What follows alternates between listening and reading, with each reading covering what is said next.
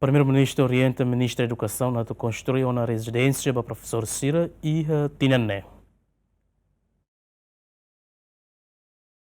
Relação à declaração chefe governo nebe foi na lasni hatete kata se orienta ministra da educação a tu construir residência para menor em Sira, bebemak Ministério da Educação coloca ba escola Sira e município liuli professor Hirak nebe destaca e a área remota. Ministra da Educação hatete nia parte sim ona orientação o primeiro-ministro Kairala Shanana Guzmão foi na lasni, banhira governante ne apresenta lista colocação professor bolsa candidatura Sira e a reunião conselho ministro. O Conselho de Ministros semana liuba,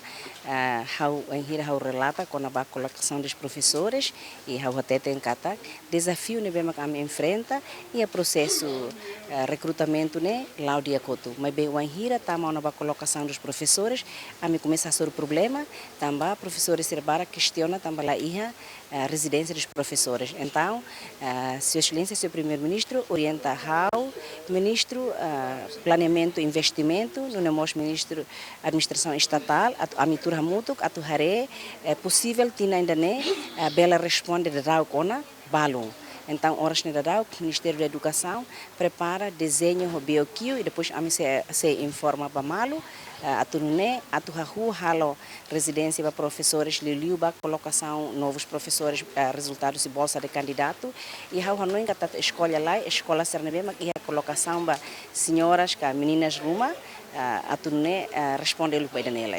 Sim, agora é processo de identificação, aí mostra a informação no bairro município,